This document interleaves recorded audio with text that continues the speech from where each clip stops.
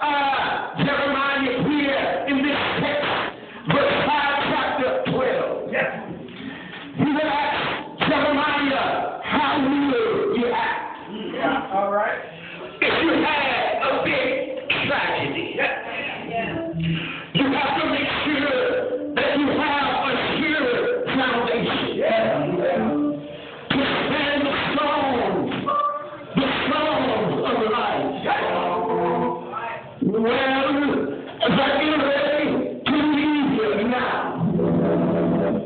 Jesus noticed this problem one way when he went to the church of the house of God.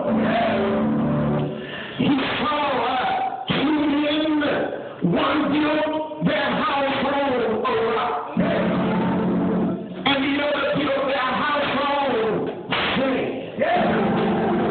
But when test came, as it surely will come, the first stood while the other was swept away. It's plain silly to imagine that anyone is immune to trouble. But I stopped by to tell you today that when storms come, you got to